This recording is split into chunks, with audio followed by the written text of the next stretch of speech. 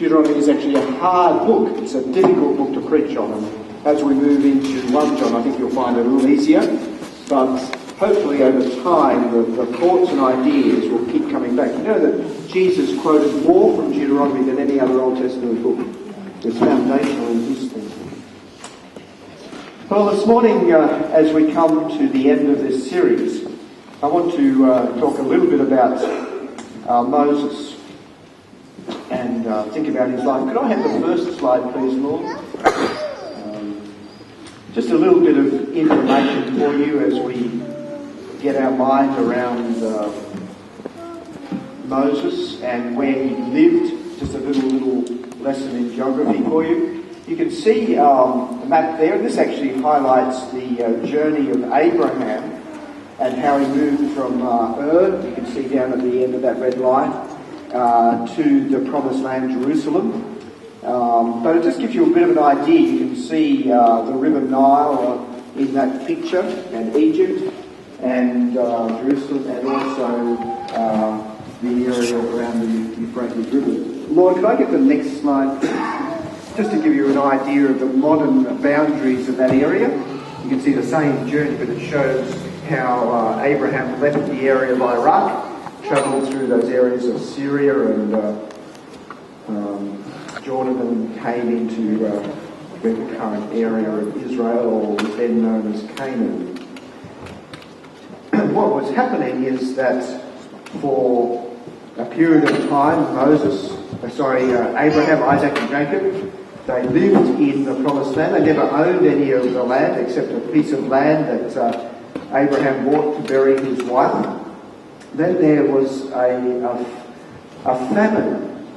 Now, Morley mentioned to us this morning about the famine in Africa. Well, there was a famine in Canaan, and the people of God had to move. They moved from there to Egypt. And Moses was born in Egypt. In fact, he was born as like a refugee. He was a displaced person in Egypt. If we had the El Kahim family here this morning, they would tell us about being a refugee in Egypt. There's some large refugee camps there in Egypt, as there are in Kenya. Or the Hebrew people. Hebrew was the name of the clan, the tribal group.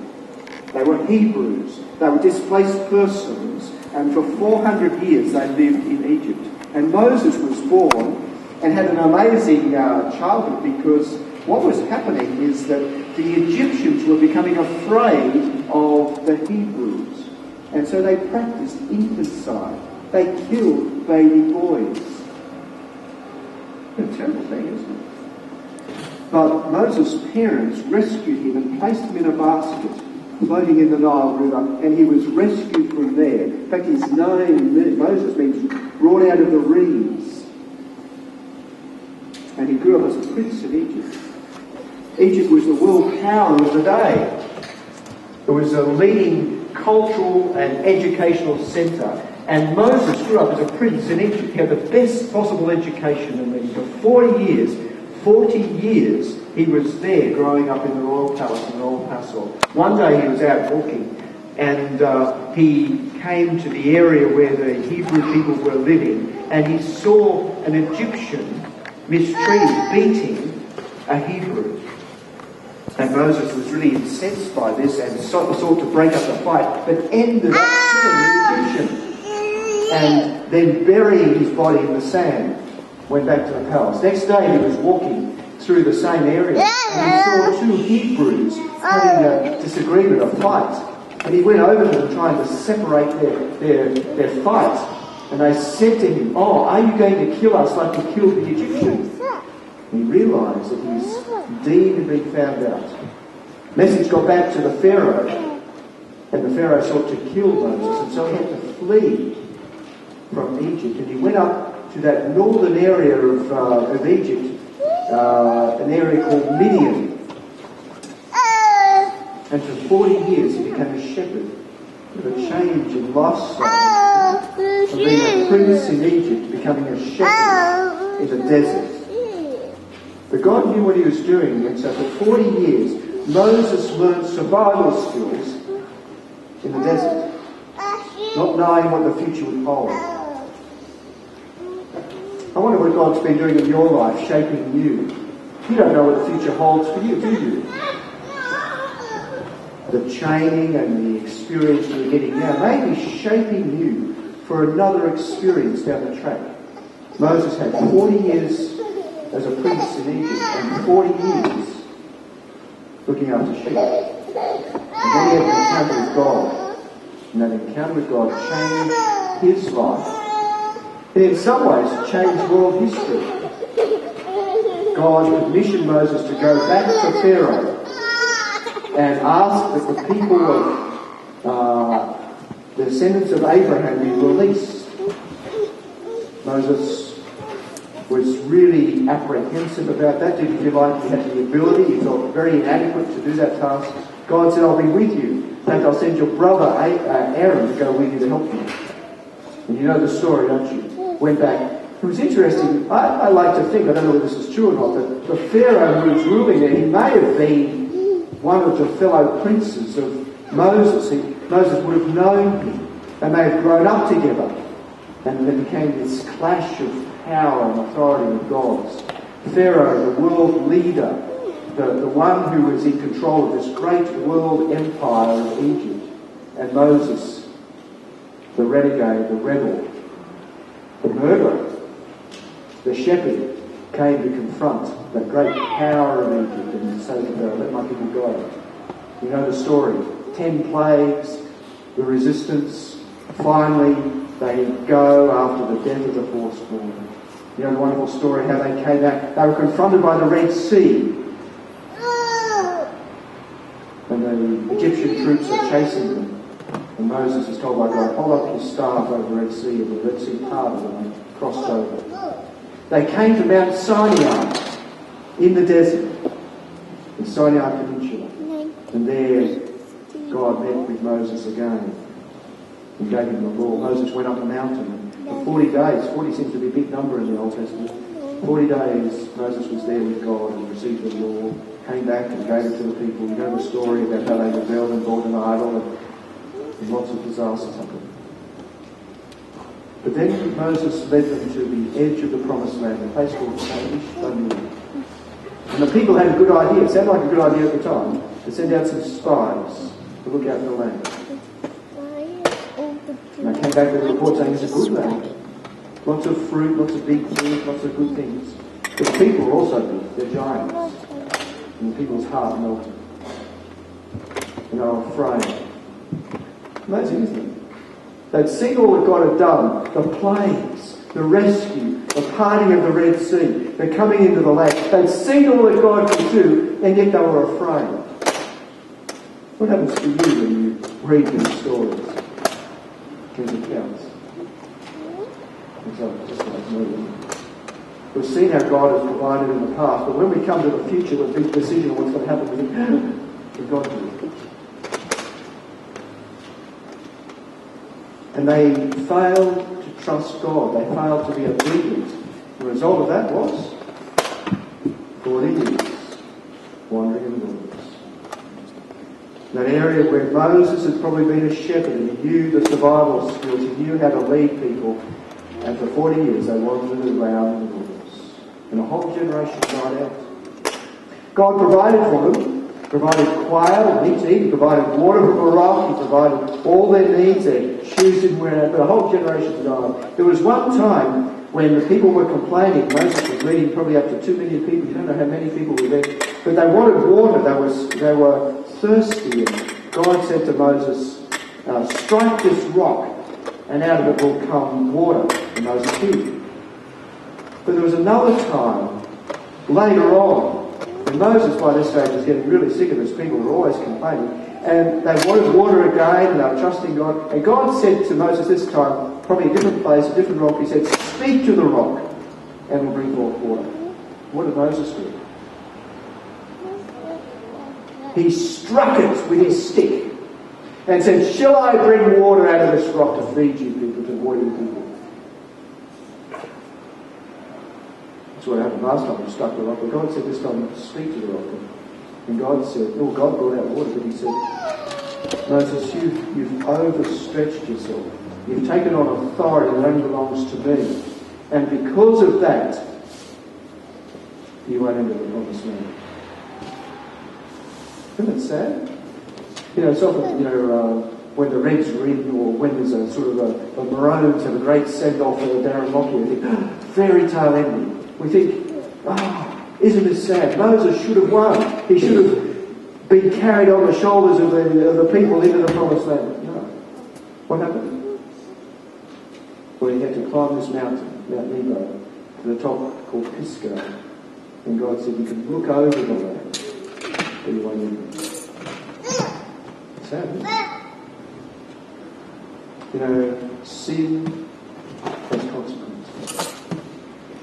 And when you're in a responsible position of leadership, when you know a lot about God, when you know how you should behave and what's required of you, even greater standard, greater responsibility. And so God expected a lot from Moses. Didn't lose his salvation. We find out in the New Testament that when Jesus goes up on a mountain and he's transformed, he has two people there speaking with him. Who are they? Moses and Elijah, representing the two great figures of the Old Testament. Great man, Moses. And so, before he dies, he's on the banks of the Jordan River in Moab. They're about to enter the promised land, and so he gives them a sermon, a long sermon. I don't know how long it will take him to speak, but he spoke a long time and told them all they needed to know. And he told them that when you get into the promised land, there's going to be two mountains there. One, you're going to read out these blessings, and on the other one, you're going to read out the curses. We're going to read them now. I've asked Bernard to come and share with us, and Betty, if you guys could come, celebrate our African Independence Day. That's Sudan. And this is Betty, who's from Uganda, and Bernard, who's from Kenya. They're recently new here to Windsor Road. I've asked them to come this morning, and they're going to read. Can you follow with me as they read? So Betty, if you'd like to read first. Thank you. The blessings. The big loud voice. Thank you. The first reading, it goes, blessing for obedience. If you fully obey the Lord your God and carefully keep all his commands that I'm giving you today, the Lord your God will set you high above all nations of the world. You will experience all these blessings if you obey the Lord your God. Your towns and your fields will be blessed. Your children and your crops will be blessed. The offsprings of your herds and flocks will be blessed.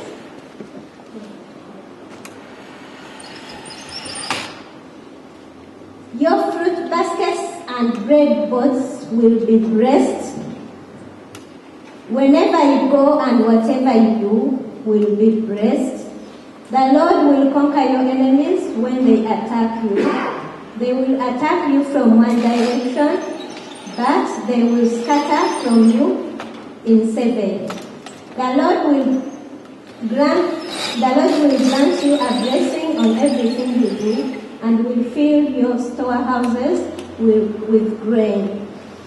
The Lord your God will bless you in the land he is giving you.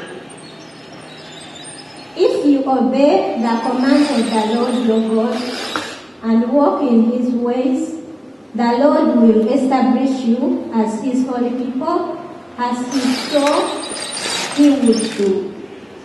Then all the nations of the world will see that you are a people claimed by the Lord, and they will stand in awe of you.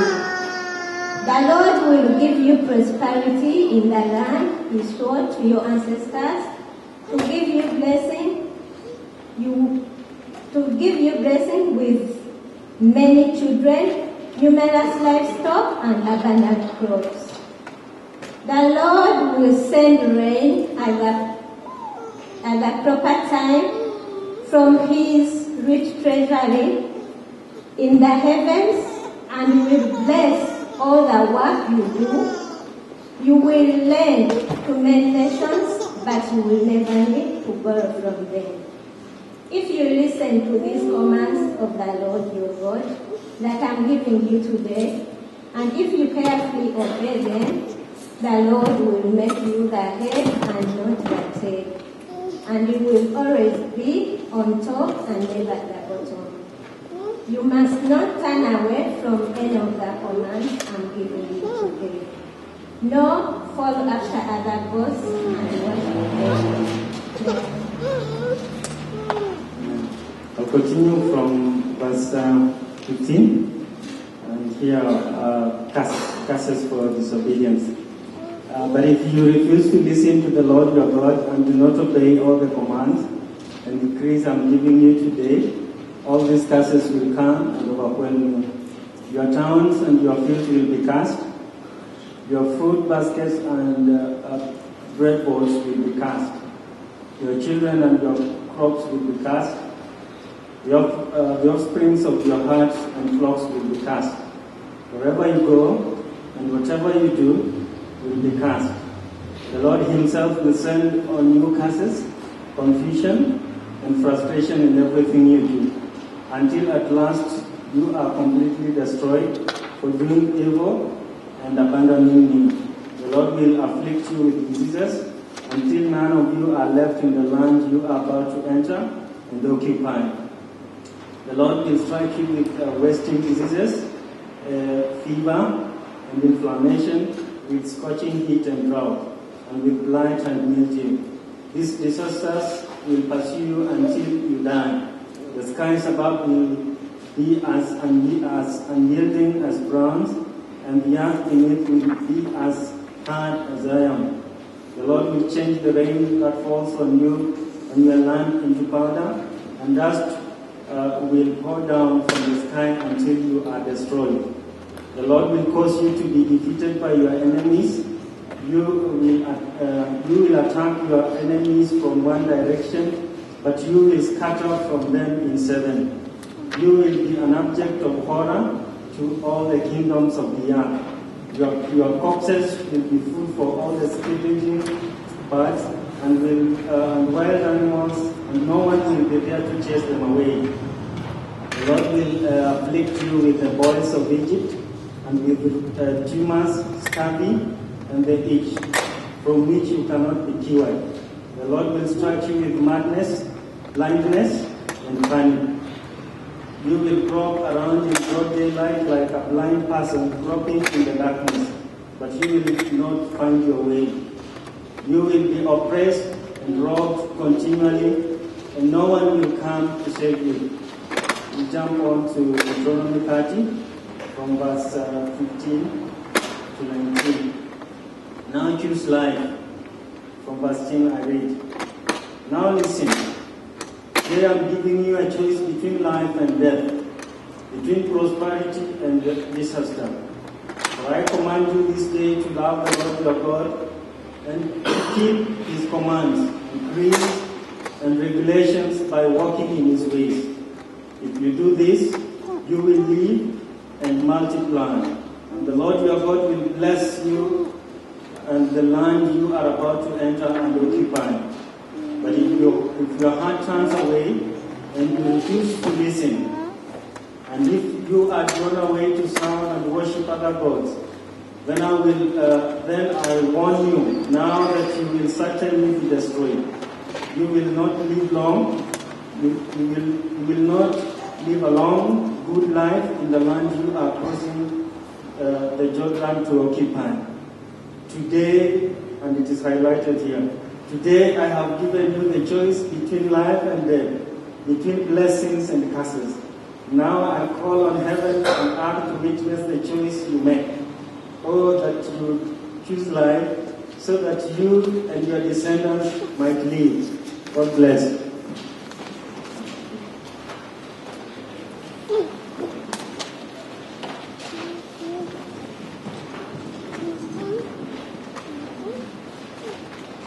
Could it be any clearer what Moses was saying to the people? I want to make a couple of points just before we close. These blessings and curses were part of this covenant arrangement that God had made with his people, and it applied to that old covenant in that circumstance. Often people who talk about prosperity theology say, okay, we can take that sense of God blessing us in a physical way and apply it in the new covenant or in our situation. That's not true. We can't do that. This was a particular arrangement with a particular people at a particular point in time. And it was part of the way that old covenant, the people in the ancient world signed a covenant and a treaty arrangement. Penalty clauses, like we do in our contracts. If you fail to keep some sort of contract, there's penalty clauses. And so the people understood this situation that, okay, God was going to protect them and bless them if they obeyed, but there were penalty clauses, there were curses if they failed to obey. Guess what happened? They failed to obey. And the Old Testament works out this theme about how God sends prophets and people to them time again and say, remember the covenant, remember your promises. And sometimes the people listen, sometimes they just continue on their own way. And finally the ultimate curse of the covenant came on the people in 585 BC. When they were taken out of the land. God owns the land belongs to God, He gave it to them, and the final penalty was that they were taken out of the land. But finally Jesus came. Jesus, the one who kept the covenant perfectly, the one who was fully obedient to God. He lived a perfect life of obedience. He fulfilled all the Old Testament requirements, lived this perfect relationship with God. And for us as believers, and when we come into a relationship with Jesus, it's as if the righteousness of His obedience is credited to our account. So we can live righteously before God because of the obedience of Jesus. But He gives us the Holy Spirit and writes the law in our heart and encourages us to keep and enables us to keep His law. But the principle is true, isn't it? That obedience doesn't establish the relationship. For us as Christians, God sent Jesus to die for us and to draw us into a relationship with Himself. The Holy Spirit comes into our lives and enables us to obey. God does it. God establishes the relationship. He gives us the Holy Spirit, and then, in the light of what He's done, we obey. Principle holds true. Relationship precedes obedience. But when we know God, when we've heard all that He said to us, then there's this expectation that we will follow. Blessings follow obedience. Disappointment follows disobedience. And I guess this morning, as I can place myself in that exalted position of Moses speaking to the people, as he pleads with them and says to them, it's been set out clearly before you, blessings and curses. Now choose life. What will you do? Lord, could we just put on the last slide, the last map that doesn't say no? Yeah, that one. You know, the children of Israel wandered around in the wilderness areas for 40 years. God didn't abandon them, although there was a whole generation that died. He provided for them and looked after them. And He just wanted them to follow Him and to be in this close relationship with Him.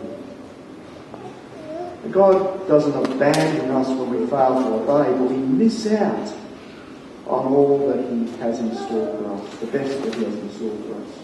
You know, the journey from Egypt to the Promised Land would take about 11 days.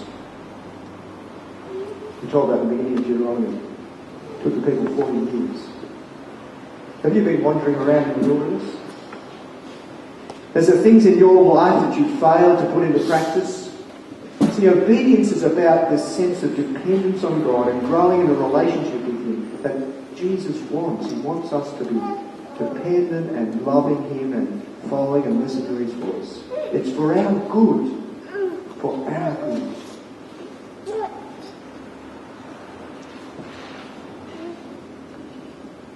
Well, I encourage you to continue to think about what God is doing in your life. What is God asking of you? As we close this series, Just like to use the words that are spoken about Moses, this great leader of God, this great leader of the people, this great man of God. And as we saw from his biography, he wasn't perfect. He stuffed up a number of times. He was a murderer. He was a rebel. He lacked confidence. But God was able to use him, and God is able to use us if we're willing to commit ourselves to him wholeheartedly, love God fully, and love our neighbour. And this is what it was said of Moses.